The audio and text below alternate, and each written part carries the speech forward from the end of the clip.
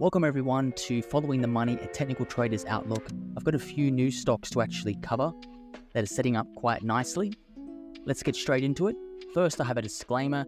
The views, opinions, and analysis expressed in this video are solely for informational and educational purposes only. This is not advice, and you need to speak with a professional before doing anything. Trading and investing in the financial markets involves a lot of risk. First one I want to cover is DGL, listed on the ASX. This one has been growing its revenues consistently for quite a while. I've been watching it for probably about 1 or 2 years now. I haven't had any successful trades on it, I will say that, but as you can see, I'll actually just go to on the balance sheet here, onto the income statement. You can see they have been doing quite well. It's got, done 465 million in revenue, and it's only got a market cap of 300 million. It's actually, let's have a look at its profits here, about 20 million. And in fact, over here, it was doing 47 million in profits, and look at its market cap. That's why it is interesting to me. However, the share price has not been doing too well historically. Let me go to the weekly here. So around here, when it was of interest to me, but it has taken a hit since. And now it looks like it may be in a stage 1 accumulation base. I'll go down to the daily so I can see it a bit clearer. So here it looks like it may have bottomed and broken out. However, this isn't the most promising of accumulation bases that I've seen. We can see we have a distribution area here, and this is where sellers are clearly waiting to effectively get out of their positions, therefore pushing price down. And then we've got, now that it's broken through, this is a demand area. So as we can see, as price came down to here, there was a bit of demand to come in to push prices back up. The volume looks nicely. As price goes up, the volume goes up. As the price pulls back to its moving averages, the volume also drops off. So it does look nice. I'm going to wait for a breakout and then for it to actually consolidate. So something like this, if it breaks out, goes something like this, and then a breakout, that's what I'm going to be waiting for. So for now, it's just going to be sitting on the watch list. Next up is APP, listed on the NASDAQ. I discussed this about 2 weeks ago. It's finally broken out of this base. It actually gapped out on a positive earnings, but these are the stocks that I like to watch, stocks that are consistently growing their revenues and gap out of bases on a very positive earnings report. So I'm not exactly looking to buy it right now, but any sort of bases or anything like that, those are the ones I really want to trade. As we can see, it's reversed here. This is the first tradable base that we've had. Typically, and again, this is just based on my own research, this isn't a fact, but typically stocks that are leaders, and if you were also in a bull market, those leading stocks like this tend to have around 4 to 5 tradable bases. This is the first one that I've seen, so I'll be watching this one going forward. Okay, now super microcomputers. This one has been discussed at length by myself and pretty much everyone else involved in the financial markets. Here's where I was looking to trade it. I didn't get involved because it's US stock. It's very hard for me to trade them here in Sydney based on the time zone, and it didn't even pull back to its 21-day moving average. Had a lot of buzz around it. But this right here, this bearish engulfing candle where it just closes all the way below several days highs closes. This is a classic sign of a reversal, so it's likely this is probably going to pull back a fair bit, at least to its 50-day, which is around here. That's where I'm going to be looking at, but if it forms any sort of base, then I may look to actually trade this one. Next up is Dream Finders Homes, DFH, listed on the New York Stock Exchange. I've discussed this one multiple times. It's still basing, forming a cheap base here. But any sort of pivot point and then breakout, I may look to trade this one. Next up is INTR. This one's actually a bank, and I like to stay away from banks, to be honest with you. They're very cyclical, but clearly in an uptrend, has been performing very well, has formed a pivot point here as well. So as price comes up, the volume goes up. So I'll be watching for a breakout here. However, it is listed on the NASDAQ, so it's unlikely I will trade it. But I have a look at it from a financials perspective, and it seems to be growing its revenue quite well. So 3 years ago, doing 500 million, now it's doing 1.5. So that is a lot of growth. That does explain why there's a lot of demand to get into this stock. So something that I may consider trading, but very unlikely. Next up is Viper Energy, or VNOM. I discussed this one 2 episodes ago when it was basing around here. It's broken out, gapped up on positive earnings like I discussed before, and it's been closing on its highs. Look at this. This is how much has this gone up since? So 10% in a couple of days. these are the kind of stocks that you want to trade. And again, this is an oil stock. I mentioned when I discussed this that I have no idea, I have no knowledge on oil stocks.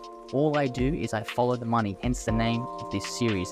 And if you know how to trade, you know how to manage your risk, simply all you have to do is to see, okay, the market's in a bull market, what sectors are leading the bull market, where's the money going? I'm going to follow that. I'm going to trade that. And that's all I'm doing. And you're able to get involved in big winners like this. That's really the whole goal behind this series, is to track where is the money flowing and how to trade it. That's how you should use this video series going forward. Next is Rhythm Pharmaceuticals. Again, I discussed this one when it was forming this cheap base here. It's broken out on nice volume, which I like to see. Now it's actually faded that area, so prices come down here. Sellers have tried to push it back. It's hit this demand area, and the buyers have come back in to push it all the way back up. This is a very positive sign if you're not already in it. That would be great to see if I was already in it, which I'm not, but a breakout of this, does manage to break out of this, would further add to how strong this stock may be in the future. Next up is MongoDB. This one formed a very nice base, pivot point here, broke out, and has been heading up since. What I'll be watching for now is if it bounces off this now demand area. We don't know that it's a demand area yet. It should be, given where I guess price has gone to. We can't confirm that it's going to be supported and that this is a demand area unless it bounces off of it. So what I want to see is price pull back on low volume and then demand flood back in to push it up higher. Now, I didn't trade this on the breakout here again because it's a US stock, but if I did, I would have done something like this. I probably would have bought in around here. My stop would have been somewhere around here, so let's just say 10%. My first take profit would have been around here at 10%. I would have sold half of the position, and then I would wait for that pullback and then a breakout again to re-add. That is how I typically like to trade stock setups like this. Next up is Drone Shield. I've discussed this one pretty much every week. Looks like it's basing again. I would like to see it pull back to its 21-day moving average before I would do anything, but it does look like it's forming some sort of a base here, and there's clearly a lot of demand to get into this stock. Next up is TUA. I really like this stock. This one here was very nice to trade.